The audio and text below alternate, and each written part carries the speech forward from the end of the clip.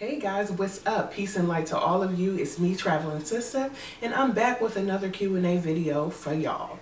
So, before I jump into the Q&A session, I just want to firstly say thank you for reaching out to me. Thank you for all your emails. Thank you for the congratulations. Thank you for the love. Thank you for everything. I want to let y'all know that I do see you. And like I said in my previous video, even if I don't reply to every email or every message individually, because it is kind of overwhelming sometimes, I do get quite a bit. I see you and I love you and I appreciate you. Okay, that's what I'm here for. I'm here to answer questions. I'm here to let y'all know the skinny, you know what I'm saying? I'm here to let y'all know the real deal about stuff, about questions you may have about Tanzania, you know?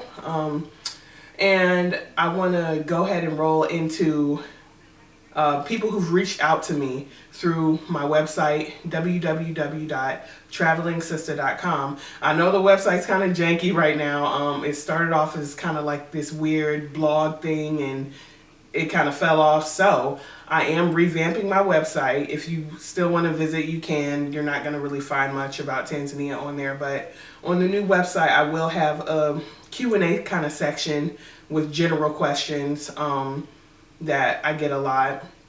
I will have an area where you can reach out to me personally through my email. I will have links to my videos and, you know, just little things like that. Just a more cohesive website than what it is right now. Yeah, so another thing that I want to kind of discuss before I jump into the Q&A is everything that I'm telling you about Tanzania, okay? I am not the, okay, let me see how to say this. I am not the, like, some type of authoritative word on Tanzania. I'm not like a guru about Tanzania. I don't know everything.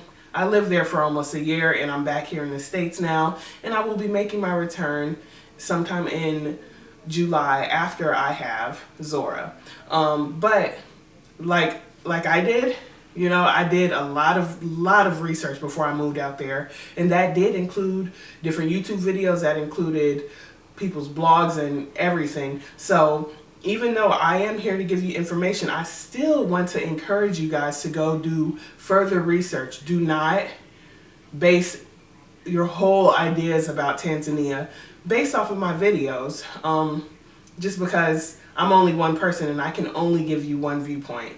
I know there might not be a lot of people out there who are making videos about Tanzania, but you know, just do research on different types of laws. I'm not a legal official or anything like that, so I cannot give you a 100% accurate breakdown on what certain laws are, what certain things are. I would recommend that you go visit embassy websites and go visit different legal forums that people have up there about Tanzania. I'm going to try to find some, and they'll definitely be on my website, but I'm going to try to find some and put them in the video, you know what I'm saying, or put them in the description part so you guys can have that resource. But I'm not here to do all the research for you. You guys are going to have to find your own, you know what I'm saying, you're going to have to do some of your own research sometimes, because I'm not I'm not your mama, okay? I'm not going to do everything for you. I will answer your questions, though, to the best of my knowledge and the best of my ability. So another thing that I want to talk about real quick before I jump into this is how I labeled and order the videos, okay?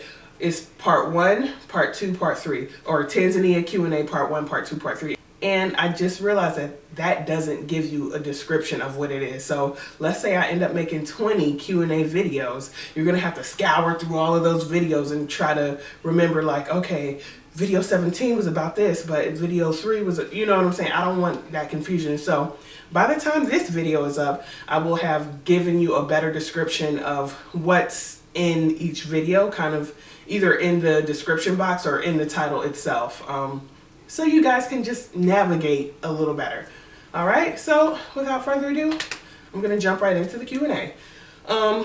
Again, I'm gonna have my phone on me, so if I'm looking down, that's what I'm doing.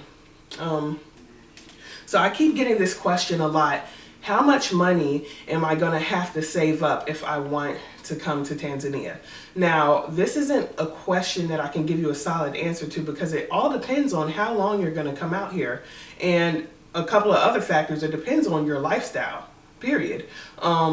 If you are the type of person who likes to eat out at restaurants every day, or you are a more luxurious traveler, or you like nice immensity, like, you know what I'm saying? If you are intending to not live like a local, basically, and if you are in the habit of shopping a lot, doing just different things, you're a very, very active person, then you're gonna spend more money than people who are very basic, like myself. I'm really basic. I do stuff here and there. I might go out to a bar, you know, every other weekend or something like that and have a couple beers, but it's not an all the time thing. So to answer that the best that I can,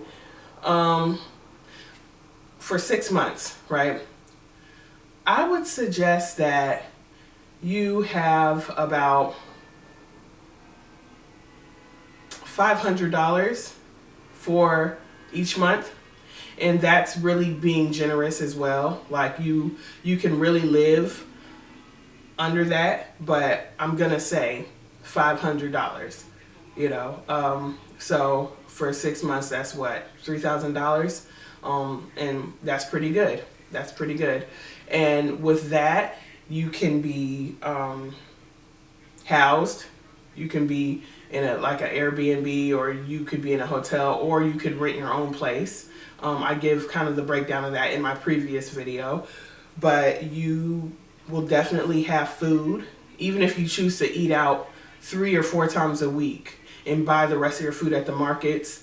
You will definitely be able to have food with that. You'll be able to have public transportation, and you'll be able to do little things here and there. And like I said, $500 a month for a single person, like that's well over enough money to live comfortably, very comfortably, in different parts of Tanzania. Now, Dar es Salaam does tend to be a little more expensive than Arusha. I'm not quite sure about Zanzibar, and I can't give you an accurate depiction on what life is like in Zanzibar, because I mean, I lived there, but it was for a week and a half, 2 weeks, so I didn't really get the full, you know what I'm saying, the full flavor of Zanzibar. I just knew that it personally wasn't for me. It didn't align up with my energy, and that's for no particular reason. I just wanted to be somewhere else, you know, and that's it, and that's all. But yes, $500 a month, that will put you in a very comfortable position. All right, so the next question is vaccinations. Do you need vaccinations before you come to Tanzania?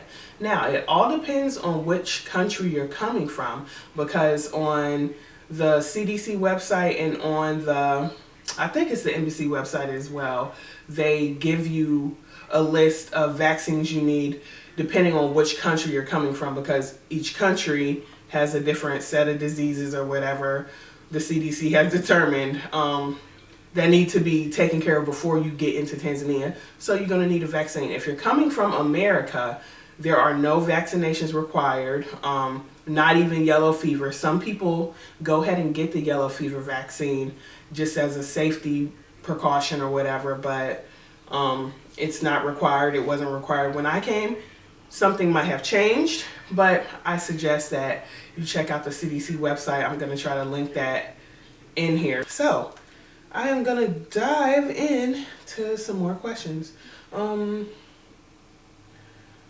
making money. Okay, so about making money, like, it's a question that I get a lot in regards to Tanzania, because I mean, you got to make money. You have to survive. You have to have something that is lucrative to bring you in some income. All right. So people are asking me if, hold on. Okay, about starting a raw vegan restaurant or a yoga studio. Yes, something like that would be very lucrative. Now, it depends on your target customer, okay? What your customer base is going to be, because in Tanzania, the local community, not so much into it, all right? Because vegan veganism, yes, there are a few vegans in Tanzania that I've ran into, but most people that I meet, that I even tell that I'm a vegetarian, they're like, what? You don't eat meat? Like, what the? You know what I'm saying? And so they're like, oh, so you don't eat red meat. You still eat chicken and fish, though, right? And I'm like, no, I don't eat any of that. Now, I do. You know what I'm saying? Because it's not about me. If Zora wants fish, she's going to get some fried fish, all right? But, yeah, it's not a part of their lifestyle where they don't eat meat. I haven't seen any yoga studios, not saying that there aren't any, but something like that, very lucrative amongst the expat communities. Now, Dar es Salaam does have a larger expat community than up in Arusha. Arusha has quite a few expats because it's closer to the Serengeti and closer to a lot of the national parks, so you will get some expats that stop through and that have different dietary restrictions like veganism or vegetarianism or gluten-free and stuff like that. So they look for restaurants that have those type of menus. So yes, that will be very lucrative. And a yoga studio as well, because even though Arusha doesn't have a whole lot of expats that live up there, Dar es Salaam definitely does. And yoga, I mean, yoga is a thing that a lot of people do. So, excuse me. So, heck, I would even go if I found a good yoga studio that was in close proximity to me. I would definitely go to yoga classes, like for sure. But yeah, that's something that could be lucrative. So, this is a very interesting question. I haven't got this one before. What do you think about doing Peace Corps in Tanzania or something for money? Or should I just do something online while out there? So basically, should I do Peace Corps or should I have an online hustle? I can't answer that for you. I really can't answer that for you. It all depends on you and who you are. Now, I don't know the ins and outs of Peace Corps, but I did apply to the Peace Corps and, or I guess, yeah, do the application process. But I got to the medical part and it just fell off because I was supposed to go to this appointment and do that and that and that. And that all kind of happened around the time that my grandfather passed. So I had to come back home to Virginia and I just forgot about it all and just, went with my own hustle, basically. But it is a very good way to be financially stable in Tanzania while you are in the Peace Corps, because they do give you a stipend. I don't remember whether it's monthly that they pay you or weekly or bi-weekly or what. I don't remember what the pay schedule is, but they do give you money. You will get paid. And I don't know exactly how much it's going to be. You can go on the website to figure it out. I believe they tell you how much they pay you on the website. But you'll get paid. And as far as other organizations or NGOs and stuff out there, there are a few NGOs that I do believe pay you, but with those you have to do your research too, because it depends on who you are. Because if you want to come to Tanzania to actually help people, you have to do your research about the NGOs and whether they are who they say they are. Are they really not for profit? Are they doing this just for some type of tax break? Are they doing this to pump medicine and different types of weird vaccines into communities as tests? Like, they do stuff like that. Organizations do stuff like that, especially when it comes to medicine and new vaccines and stuff like that. Like, they do a lot of vaccination testings on small villages that they think nobody cares about. So do your research and make sure you're not part of one of those organizations who do shit like that, okay? And it's very important that you do your research. But back to the question, yeah, some different NGOs will pay you to be out there, including the Peace Corps. So, hey, I recommend it, and I think that would be cool. You'll even get a place to stay as well. So, more power to that, because that was an original plan of mine as well, but it just fell through because of what was going on in my life. But yeah, I think that's a good idea. or if you want to have your own. And like I said, I can't really answer that question for you because are you the type of person who doesn't want to be a part of any organization and you want to go out there on your own free will and not have certain restrictions and not, be affiliated with anything besides yourself and your own journey? And that's another reason why I didn't go ahead with the medical screening part of the process, because I did want to go out there on my own with my own plan. And even if I didn't have a plan, I wanted that to be okay. I didn't want to have a regimented schedule, and I wanted to go so I can explore the motherland at my own pace, so I can explore my own spirituality at my own pace and have time to focus on the things that I wanted to focus on. But if you don't, I understand everybody doesn't operate very freely like that. Some people would prefer a more structured environment, and that would be perfect. You know what I'm saying? You get to be basically put together with people, and you get to know other people just because you're around them, instead of kind of me, how I like meandered around and like just met random people. It all depends on you and who you are. Both are very good options. Depends on your personality and your mission. Yeah, you got to have a purpose for coming out there. Even if it's just to clear your mind, even if it's just to be around more Black people, even if it's just to visit the motherland in general, like, you got to know what your purpose is. And that's going to go right into my next question. Traveling Sista, how do I break it to my family that I want to move to Tanzania? That can be a very difficult one, because it all depends on your family. When I broke it to my family, they weren't surprised, because they know how I am. They know that I'm a very free spirit, and that I kind of just go which way the wind blows. You know what I'm saying? And they've known that about me since I was 2 years old, and I'm 31 now. Ain't nothing changed, okay? Like, I'm still the same person at heart. And the second reason that they weren't surprised is because in my family, we have a legacy of traveling, like, throughout my whole family. It started with my grandmother, who is 90 years old now. Well, she'll be 90 in September. And so she traveled all her life. She's from Virginia, but my grandfather was in the military, and everywhere he went, they went. My family went. So they've gone everywhere from Alaska, different places, different states in the different places in the United States. They went to Puerto Rico, they went to Morocco, Africa, they went to Taiwan, China, like all different places. That's the original Traveling Sista, okay? So one day I'm gonna sneak an interview in here with her so she can tell you about her travels and stuff like that. She just got off a cruise from Mexico like 2 weeks ago. You know what I'm saying? Like, she's about to be 90 and still on the move, y'all. Like, big ups to Granny, all right? But anyways, I broke it to them, and they took it really well.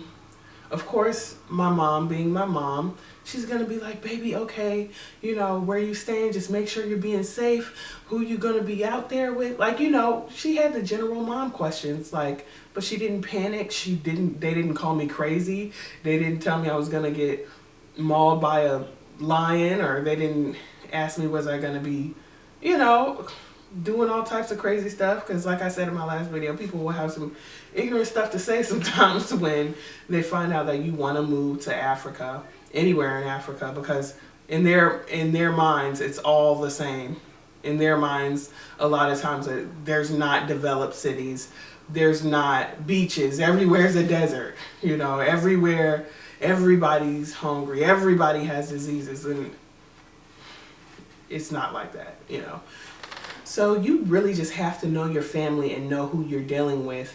And most importantly, out of all of it, you have to know why you're going. You have to know why you want to take this journey. You know what I'm saying? You have to find your own truth in your own heart about why you want to go. Okay? Whether it's just to visit for a week, 2 weeks, however long, whether it's to retire, whether you don't want to find a hustle out there. Maybe you don't want to find a job out there. Maybe you want to live off of your retirement, which is totally fine.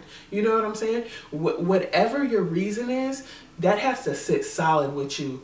And better yet, you have to know who you are, because there will be people who will try to deter you, like, yo, you crazy for doing that. You know, they be having wars over there in Africa, all this tribal warfare, da da da da da da. And that's another reason I chose Tanzania, because it's a very peaceful country, very peaceful.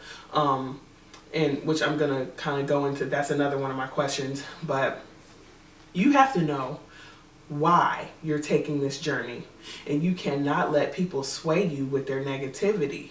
You know, I've had people tell me, like, yo, I thought you was crazy for going to Africa, but like, now I see that you're really happy, you know, you engaged now, you know what I'm saying, you doing stuff out there and yada yada yada. So you making me wanna go. Like, people are watching you. You know what I'm saying? People are watching you. They might not say it, they might act like they're against you. They might even be waiting for you to fail, but they watching, honey. Trust and believe me. They're watching you, they're watching your moves and seeing if you're actually really serious about going to the motherland, even going to visit. You know what I'm saying? And you can not only change your perception of it, but change other people's perception of Africa. No matter where you go, no matter what country you go to. You know, because at the end of the day, we're not all that different. You know, like, yes, on a topical level, we're very capitalist, we're very materialistic here in America, we're very X, Y, and Z. But on a basal level, on our primal level, we all want the same thing. We all want good health. We all want our family to be happy and healthy. We all want to live comfortably.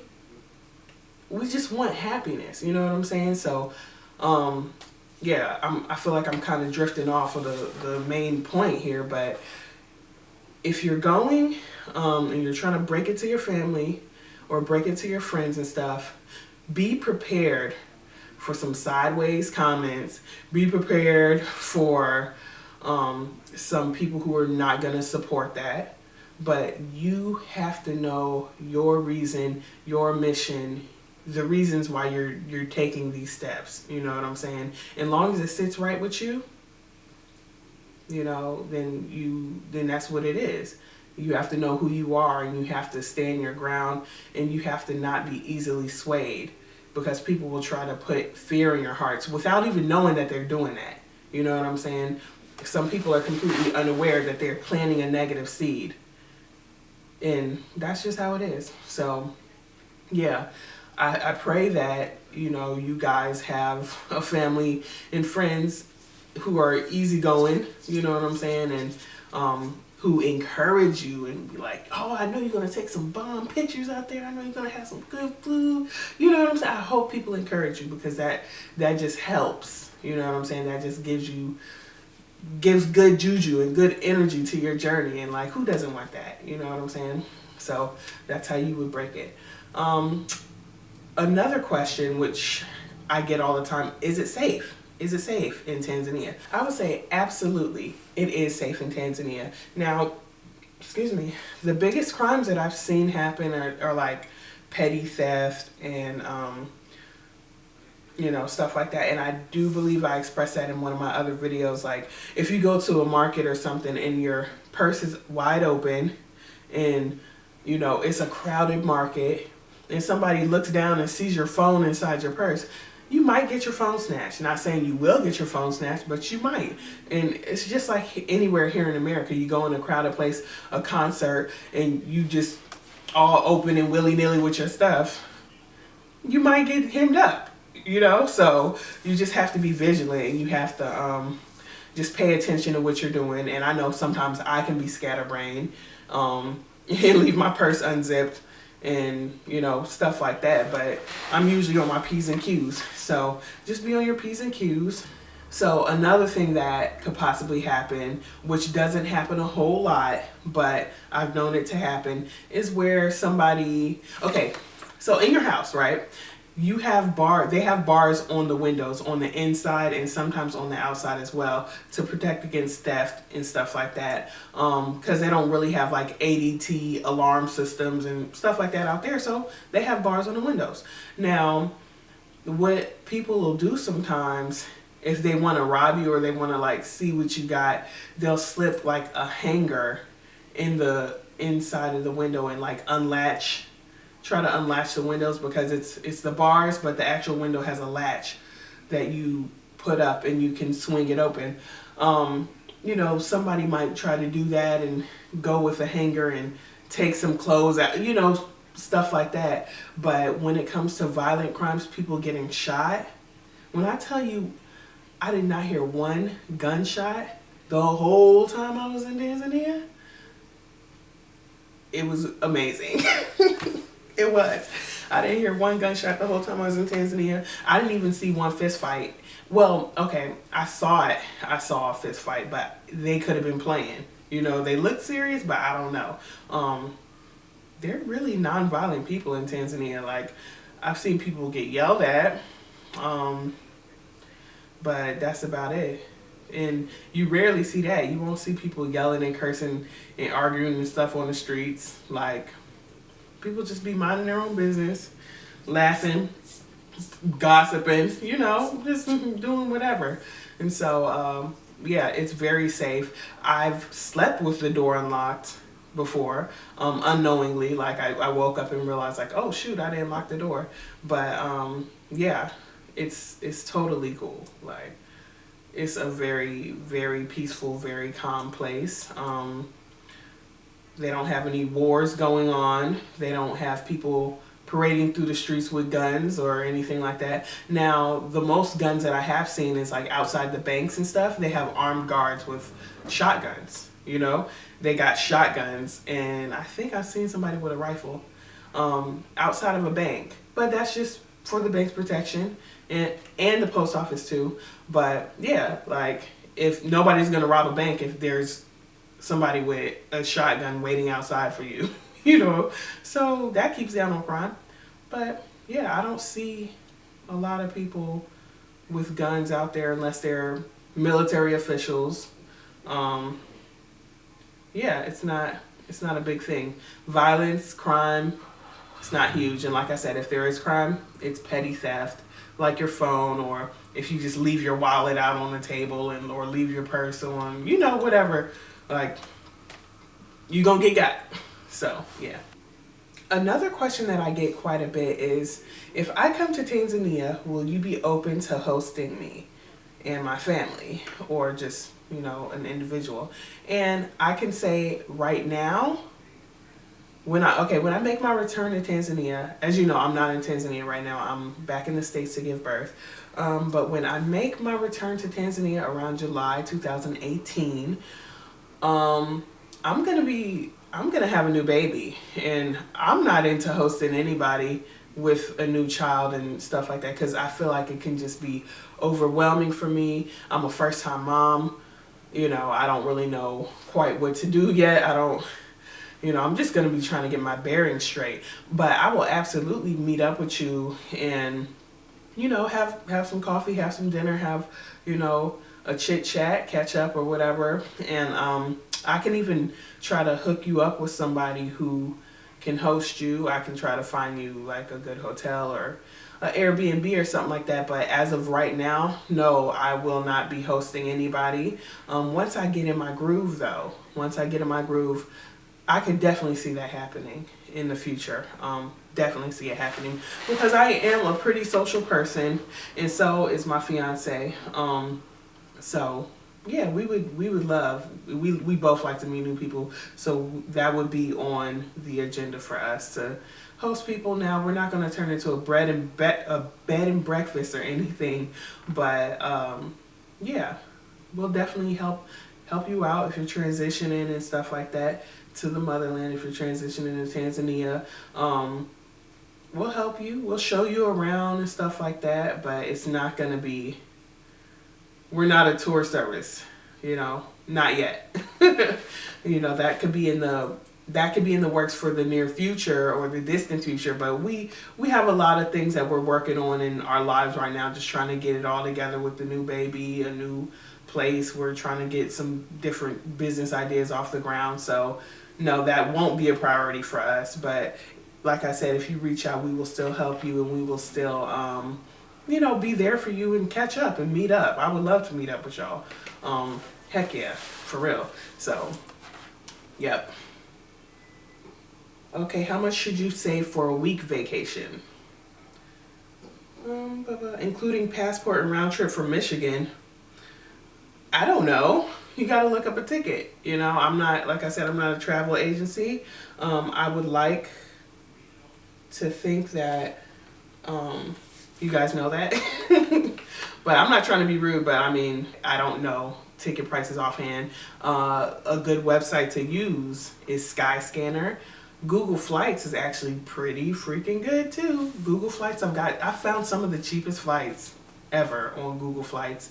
Also, secretflying.com. They always have cool flights to cool places for hella cheap, and you just have to really be flexible with your time, with your schedule though, because it's usually the flights are from this day to that day. Yeah.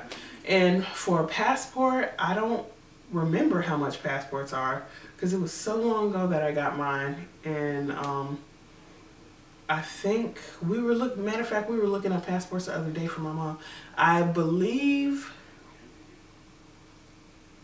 it's $115 plus a $35 processing fee or something like that, something along those lines. You can Google it. You know what I'm saying? I'm not Google. I'm not here to tell you things that you can look up. You know what I'm saying? I don't know all this information. I'm just here to answer questions about Tanzania. But for a 1-week trip to Tanzania, it all depends on what you want to do. For a 1-week trip in a vacation type of setting, I would say $500. Now, I know I just said you can live off of $500 a month, but we all know when we're on vacation, we don't spend like locals. You know what I'm saying? Like if I was to go even to like New York or something for vacation for a week, I'm going to spend a lot more than I would if I just live there for 1 week. You see what I'm saying? So, and it depends on what you're trying to do while you're there.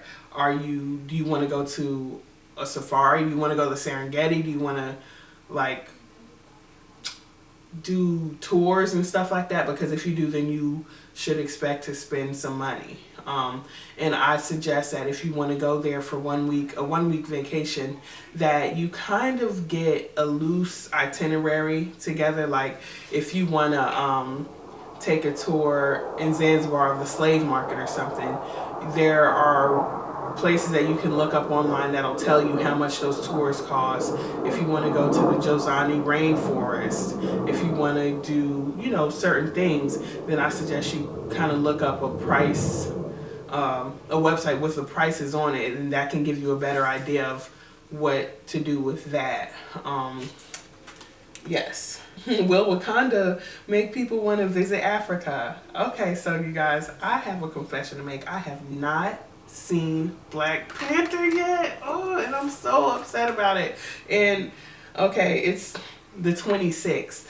All right, the 26th of March, and I have not seen Black Panther yet. And the reason for this is because I promised my grandma and my mom that I would go with them to go see it. And my grandma went on a cruise, and so I was like, all right, when you get back, we're gonna go. We're gonna go to see Black Panther. But she's been sick, y'all. She's been sick for the past 2 weeks. Please give her some good energy, feed her some love, some positive vibes. She has pneumonia, okay? She's getting it taken care of. It's not super serious, but nonetheless, she is not feeling well, and I'm, kind of waiting on her hand and foot and stuff like that, and just making sure my baby's okay, So I'm trying to keep to my promise and not go see it without them, but I was low-key about to slide off the other day and just go see it, because I feel lost, y'all. I feel like I don't know what people are talking about. Anyways, I do believe that maybe it might make people want to go to Africa, because I haven't seen the movie and I don't really know what this Wakanda encompasses, but from what the posts and stuff that I've seen, it's making people very curious about the motherland, and I've seen memes and stuff about it. So yeah, it could be. it's what do you call it? Arousing people's interest in the motherland. It's bringing out their inner warriors and stuff like that. So we'll see. I'll tell you the answer to that question once I see the movie. Okay. I'm gonna do one more question and then I'm gonna wrap up the video because I feel like this is getting lengthy. So, well, actually, this isn't really a question. It's kind of a bit of advice for everyone looking to move to Tanzania. As I expressed before, make sure that it's your own journey. And I want to kind of emphasize on the point that everybody's journey is not going to be the same as yours.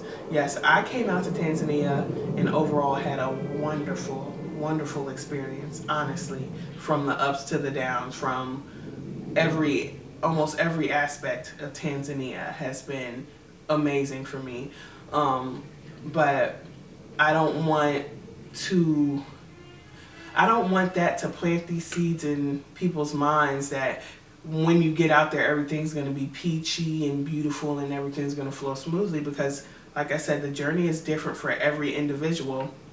And what I'm not here to do is sell people a false idea of what it's going to be like. I'm here to give y'all a real account of stuff. I'm not here to give you a play-by-play on my life, but I am here to give you a real account of my experiences and everything. So just know that the journey for each of you is going to be different, probably very different, because of ranging from the reasons why you came out there to the people you meet when you go there. And that's why I said I am very open to meeting y'all, because I know I'm a good person. I am a loving person, and so I want y'all to have that encounter with loving people, even though I say that the Tanzanian people are loving people. But if I can give y'all a bit of guidance, then heck yeah, I'm so here for it. I'm totally down for, meeting up with people and stuff like that. So, yeah. Know that the journey is yours. Know that every experience is going to be different.